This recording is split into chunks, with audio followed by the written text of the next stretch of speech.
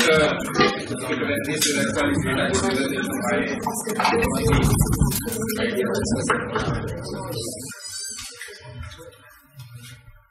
friends, good evening.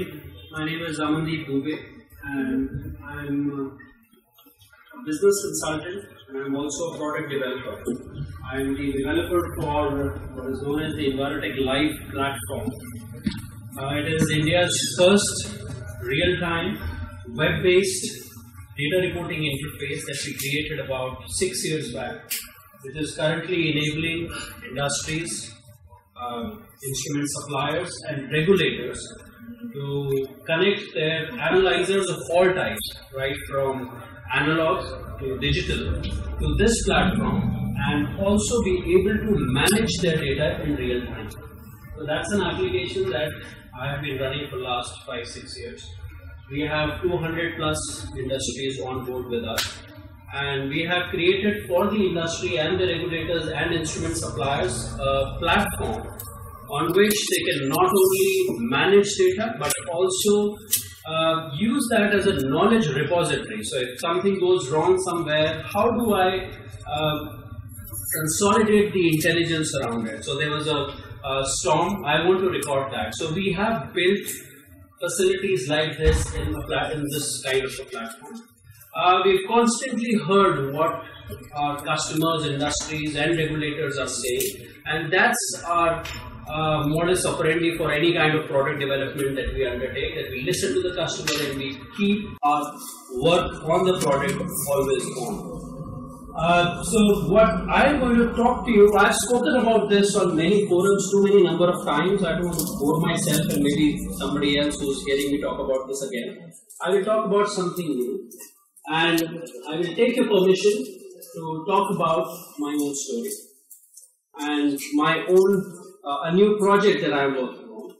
And like I said, I will seek your permission and with the hope that some of the views that you will hear today from me, they will become personal to you as well by the end of this brief presentation. So to get it started, I was blessed with a baby boy in 2012. Within a year's time, he started to develop some respiratory problems. These problems were, he was constantly wheezing. He was getting tired very easily. There's a park right outside my house and he would go to play and I would see that, he just tires up pretty quickly. He was constantly coughing. If there are any young parents in the room, in the house, they would know what the gravity of what that means. He always had a blocked nose and a running nose. His immunity was on an all-time low. And he was just constantly, on medicines and constantly unwell. So we took him to the doctor. And the doctor said that he has a condition which is known as RAD, which is reactive airway disease. And we got to know that it's basically an allergic reaction to dust in the atmosphere that kids with low immunity tend to develop at an early age. And if I recollect verbatim what my doctor said to me, he said that more than 80% of people who come to see him, kids of this age, have this condition.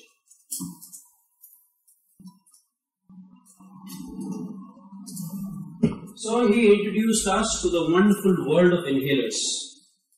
And guys, if you have had the experience or not had the experience, let me share with you. Inhalers are no miracle works. They are basically steroids, and what they do is they suppress your body's reaction to allergens. That's what it does. And the doctor says that you have to keep your child on an inhaler like this for the next 5 years, till at least he becomes 6 to 7 or 8 years old, and you have to use this inhaler 3 times a day. Now I'm also trying to appeal to parents in the room. So this is what I felt. That I had by now already put my child at a disadvantage. So maybe a child who is born in Himachal or who is born somewhere where there is no dust. I say in Gurgaon, and so does my family. And in Gurgaon, if you have ever traveled to Gurgaon, the topsoil is pretty loose, and if you're driving down, you can literally see dust. Forget PM10 and PM1, you can literally see dust on your glasses, in your nose, wherever else. And this is what I felt, that I have put my family at a disadvantage by staying here by choosing to stay in Delhi NCR. And the moment I had this realization, I questioned myself. I said, okay, I understand now that this is the price that I am paying for staying in Delhi NCR for my business, but when did I sign up for it? Or a better way to put that would be, how could I have come to know that this is what I am signing up for? Was there any information given to me? Did I, in my growing years or while I was settling down here, where was I to look to get this information? So my personal exploration began, and I assumed to take the shoes of a person who maybe is in the same position that I was in 5 years back, and I was starting a family. And which is that how would an average Joe, somebody who's not from the field of environment, somebody who's not a scientist like most in the room, somebody who's not, who's not the person who would take up research as the next project, okay, let me just do research about it. He's not a person like that. He's the average Joe who you would find sitting next to you in a metro. How would he make an informed decision about about what he wants in life and where should he put his family up? So I decided to wear this gentleman's shoes and go on a journey to see what is the kind of information available to this person today to be able to make an informed decision. And let me just create this avatar a little more for you. This is a person who is the typical everyday guy who signs up for things that have been made easy to understand and interact with. He signs up for things like that. So for example, a guy like this would sign up for Book My Show on his mobile. He would have an app called Book My Show. Why? Because he would like to read the review of the movies, select his seats before he pays for the movie. He's a guy like that who does his travel shopping on Make My Trip, where he can compare airline pricing one next to each other and then make a decision. So he's a guy who's been spoiled by our consumerist ecosystem. Now this guy wants to make a informed decision. So how does he go about it? Just like any one of us would go about it. Starting point of everything, Google. So I get on to Google and I'm wearing his hat. I've forgotten by this time that I am also part of the environment industry, running an application and all of that. And I type on Google air quality in Delhi and its impact. And I get a lot of links and I go through those links. So this is the first link that I come across. You know what website we are talking about, DPCC. And here I look at the different type of pollutants that have been listed out, the time that they were captured, and I also see concentration of these pollutants when they were measured. And I also have the option of to look at graphical methods and things like that, which did not make sense to me because I was playing the average Joe. So I closed this and I moved on to the next site, and this one looked a little fancy. I'm sure all of you have seen this. This is the AQICN.org, by far the gold standard of data visualization when it comes to open source, open to everyone kind of data reporting. Now, you will laugh at me, but the first intriguing thing that I found was that whenever I would click on points like these, this values here would change. So, very intuitively, I asked myself that is it that only at these points heaviest pollution is happening, and that's why the country is measuring it here, and rest everywhere, it's perfectly alright. So anyway, I looked at what was available to me in terms of graphical interface and a value. I was intrigued by this value, which is at 427, and then hazard was next to it. I wanted to find out more about what this meant. After a little bit of soul searching on the net, I found this information, which, when I read through it, it was fairly generic. It was more in the flavor of an advisory. So it basically said that if you have an asthma or a heart condition, you should stay at home, or basically was a referendum of all the don'ts. I could not make too much of sense from it, and I moved on in my research. I found this site also. It was very well presented, but as I was going through it, I kind of looked at the URL. This is, by the way, our national air quality index. I also looked at the URL and I realized that this is not SEO friendly. So somebody who has put it here doesn't want me to get to it, because there is no way Google will be able to crawl and will be able to make this indexable and searchable while somebody is doing an open search.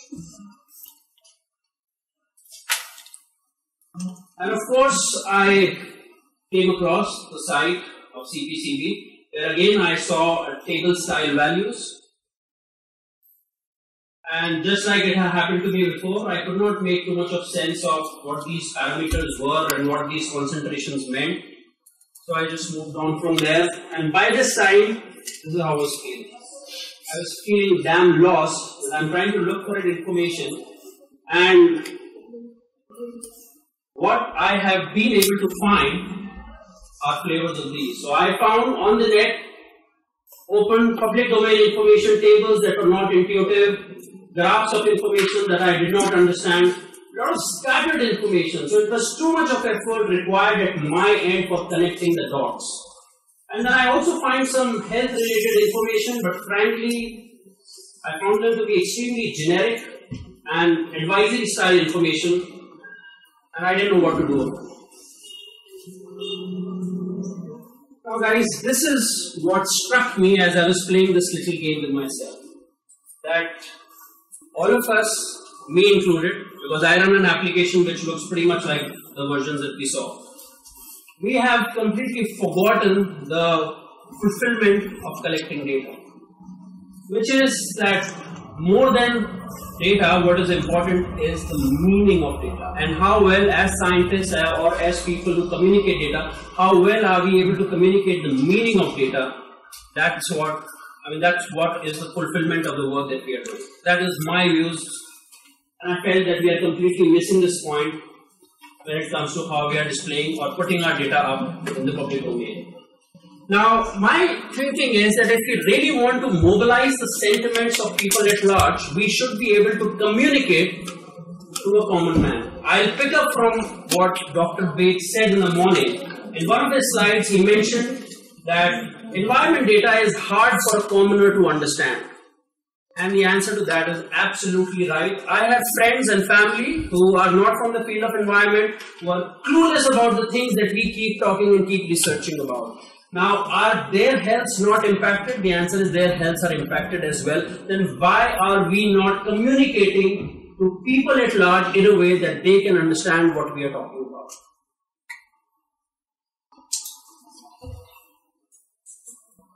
Then I asked myself that what is it that is of value to common man? We looked at all those graphs, all those parameters. As a common man, all this doesn't make sense to me. Then what makes sense to me? What will I value? And how can I use this environment data? So I checked with a few people, and this is a non-exhaustive list that I came up with. So what really values to a commoner is a preventive information. So basically, he should be able to answer how I can avoid or mitigate the effects of exposure I am likely to encounter. He wants to find answer to the question, what is the maximum exposure time that I have without causing any permanent damage to my health?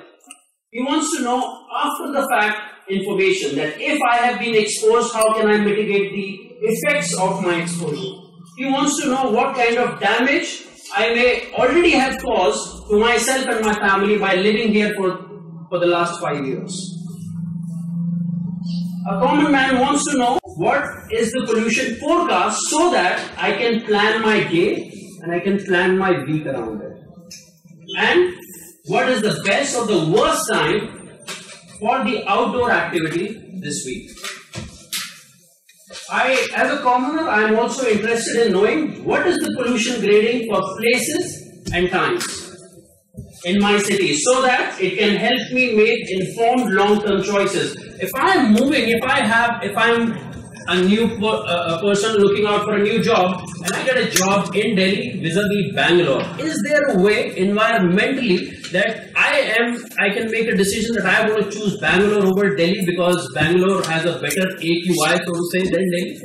There is no such information available right now in public domain, and as a commoner, as a person who wants to use the environment information for my well-being, I want that information.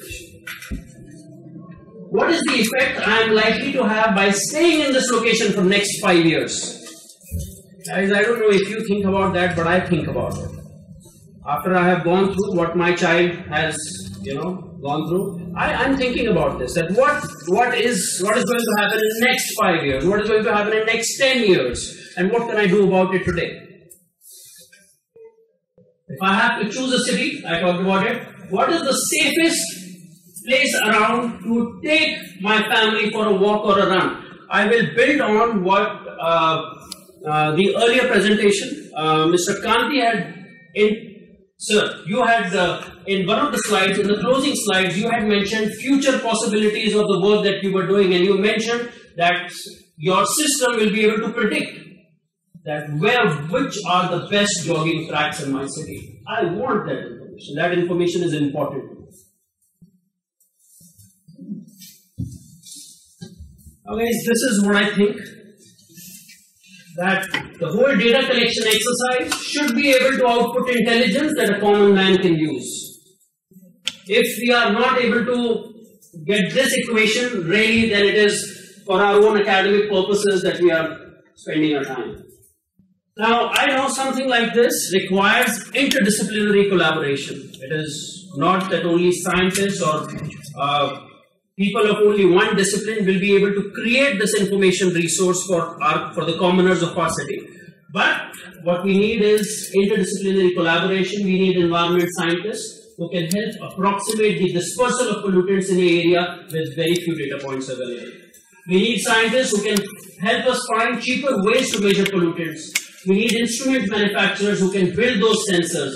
We need data scientists who can do pollution forecasting. We need doctors who have the experience of research in health driven by pollution.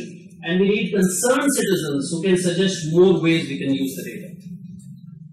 So what me and my team decided to do was to attempt to create a system like this. We are in the phase of coming out with the alpha release of our first prototype. I will share with you how that looks like. I will take your feedback on what you think about it. And I will also share with you my email ID. If any of you in the room has been just a little bit moved with what I have shared and who also shares the same concerns that I have shared with you, and you would like to collaborate with me, share advice with me, then please feel free to get in touch with me at amandeepdubey@gmail.com. And we are really looking out for new ideas, people with expertise. We don't know what all we'll be able to use, but we want to make that attempt to be able to create that system where we can help our commoners make an informed choice.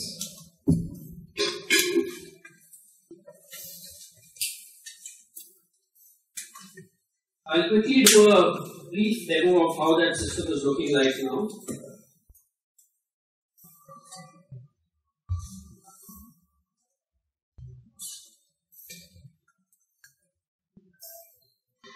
So remember I earlier said that, when I looked at the maps that, including my application, all the other applications are showing, it just seems to be intuitively that all the wrong things are happening at the point of measurement. Rest everywhere it's hunky-dory and I can pretty much not choose those points but go everywhere else. So we decided that we want to have the heat map approach, right, for the commoner, so that he knows that for various pollutants what are the concentration levels. Visually it should become clear without the need for going to tables. So this is the map of Delhi. And let's say if I go to north and if I just click on it, this is the kind of information that I feel we need to give our commoners. Of course, there is an AQI score that needs to be shared. Then this is an important bit of information that we feel needs to be shared, that an exposure of more than 2 hours in an area like this, what are you signing up for? You are signing up for dryness of eyes, probable infection of the nose, probable vomiting-like symptoms, slight suffocation in the chest. If you are a kid, then maybe watering of the eyes, breathlessness, things like that. Now, friends, I know some of you might feel that are we trying to create panic amongst the commoners or amongst the folks in the city? My answer to that is that it's akin to you releasing the water from the dam without a siren. If something is happening and you have that information and that information is impacting people, I think in best interest, you can put all the disclaimers as you want, but it is important for all the scientist community and all people who are responsible for ensuring that that data is shared with the public. The data, if the data has been collected with public money, it needs to be shared with public so that they can make an informed choice about whatever they want to do. Then what I want to do is I want to create a pollution forecast for the next 24 hours.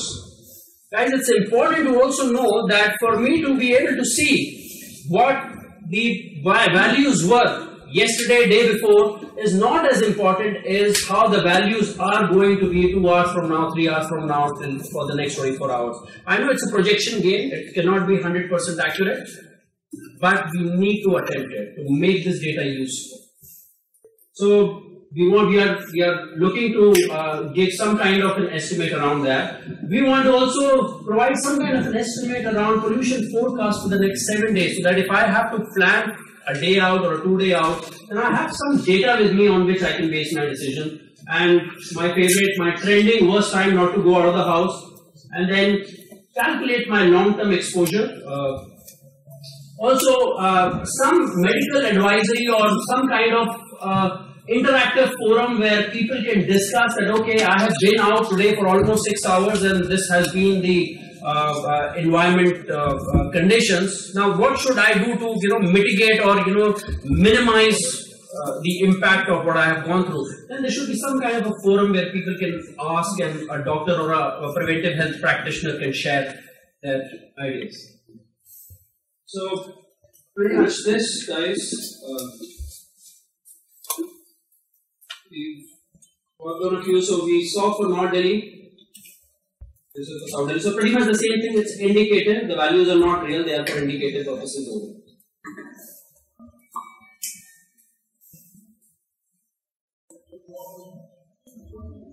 So that's it from me, guys. Thank you so much for your patience.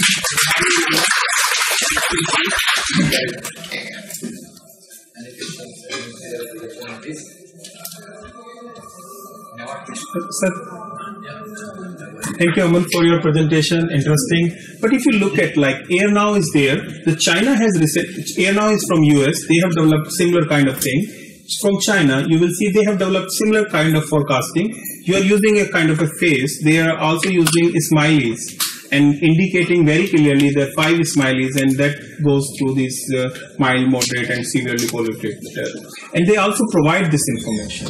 So how do you think that would be different than that? Second, getting the data, because Suffer network is there and the boss is standing also here.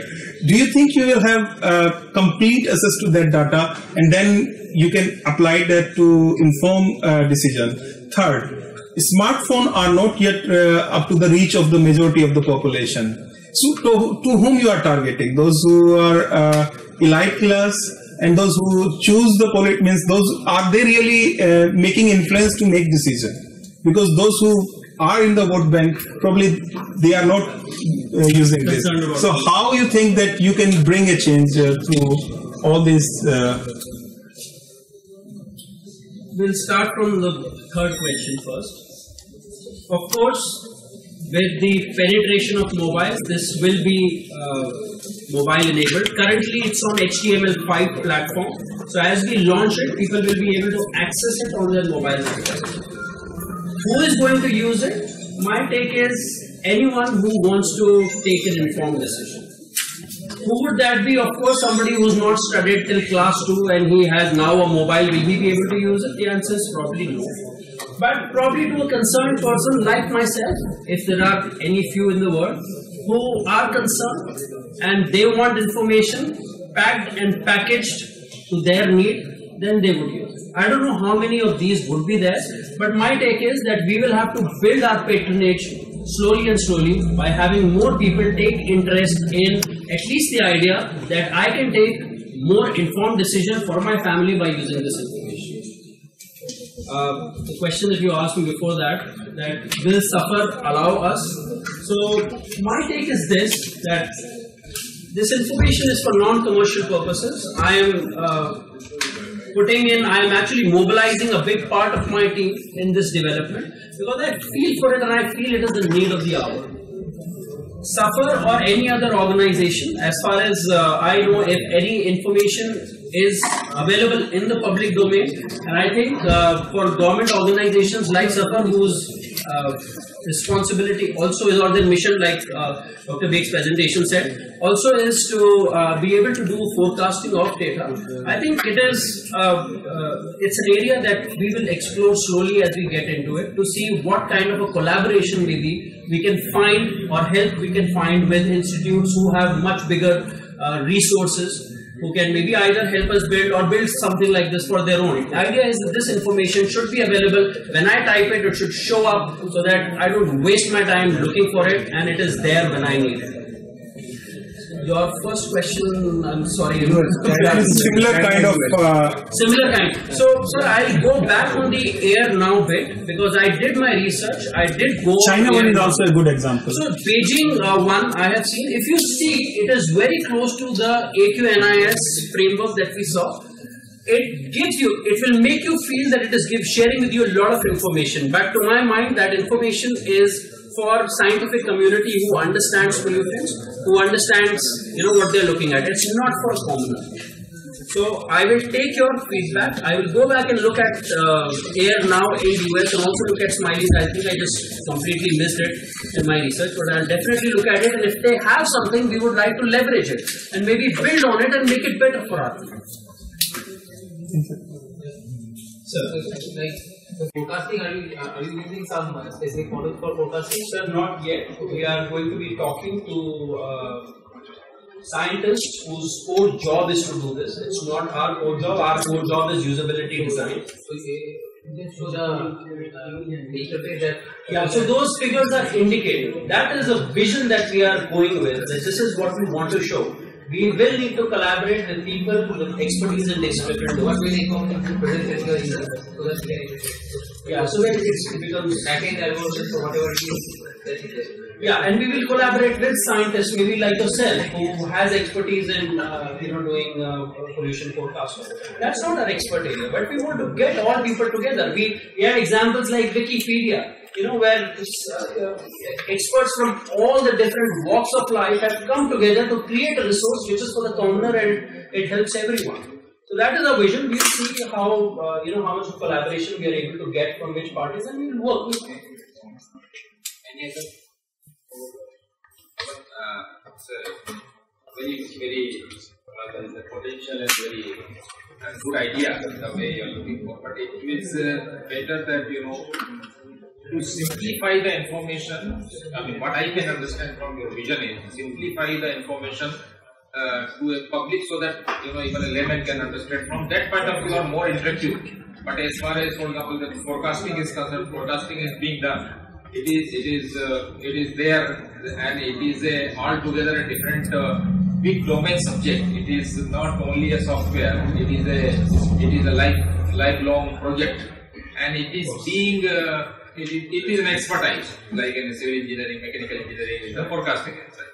So this is there are huge amount of factors and all those are involved, and it is being done anyway. The transport models and all those things. So even the earlier speaker, when I was talking about some forecast related things. So sometimes forecast we will do it with a sensor, we will do this. It looks little very out of place, these words, unless we know that what are really the forecast is all about, what efforts is needed and all those. India took 50 years to get air quality forecast. Why? It is not that CPCB, BCC, we are researchers, we didn't want to do that. We should have proper emission inventory, we should have a meteorological network, we should have air quality network. I do the forecast today, tomorrow you can say that it is all rubbish, unless I validate it. So there is something all over. So I think it would be a very innovative idea, but my point would be that it would be as a software expert, what are all informations are those to simplify the information which the scientists or pollution agencies will not be able to do it, so that it catches the eyes of the government. I think that would be a wonderful idea. It is not a